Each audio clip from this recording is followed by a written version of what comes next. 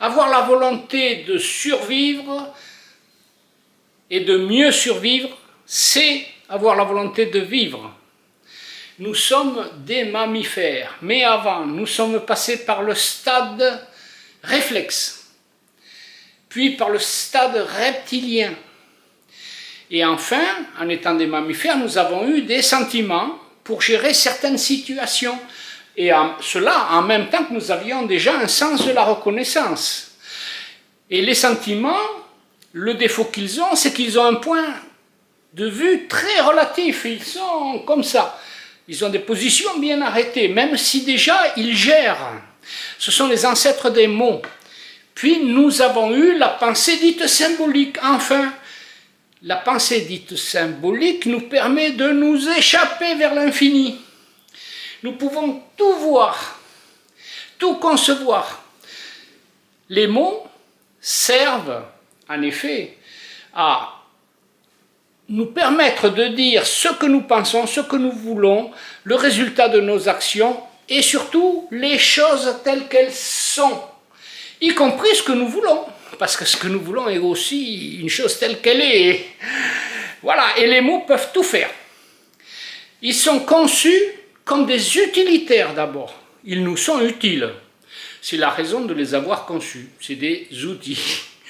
Et ce sont des outils quantiques.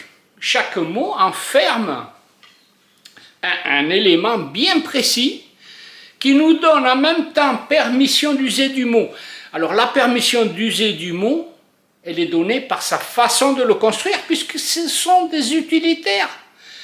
Ça nous est utile, donc nous construisons le mot pour que ça nous soit utile du coup. Eh bien, il nous donne la permission d'user de lui en fonction de ce que nous avons pensé de lui, parce que nous l'avons conçu pour être utile. Et oui, et parfois il nous a été utile de juste montrer les choses telles qu'elles sont. Pour comprendre la relativité des mots, je vais vous donner un exemple. Nous prenons un arbre.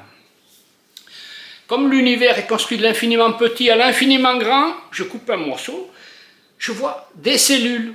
Ah, ça je garde. Ça va me servir de brique de construction. Puis je vois le libère, ah je garde ça aussi parce qu'il y en a dans d'autres arbres. L'écorce, ça aussi il y en a dans d'autres arbres, ça va me servir de brique de construction. Les branches, ah il y a ça oui, il y en a des branches, même sur les feuilles, sur les autres plantes. Et les feuilles aussi, il y en a dans les autres plantes, oui. Voilà.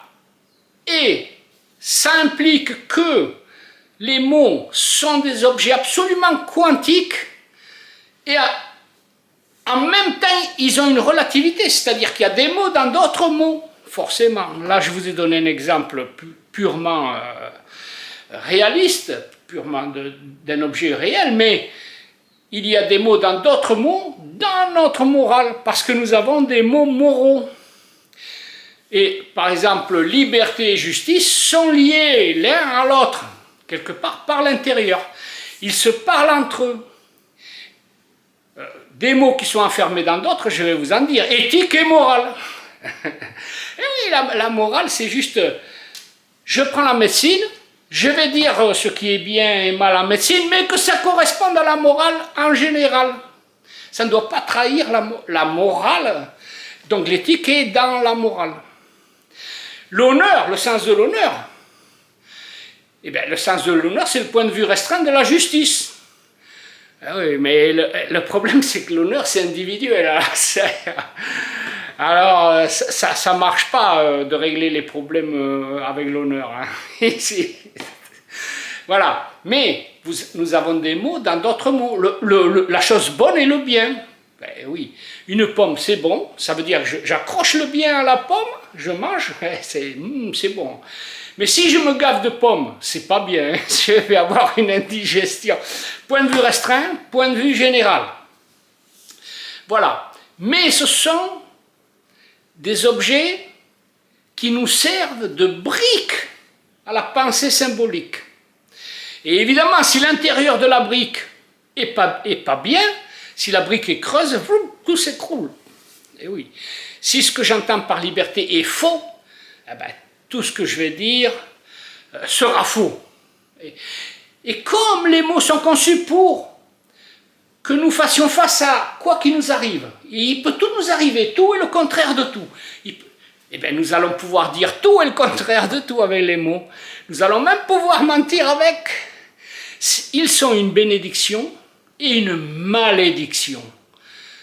Ça dépend où en est la science. Là, à coup de bombe atomique et tout ça, c'est une malédiction si nous ne mettons pas la philosophie au point. Et voilà.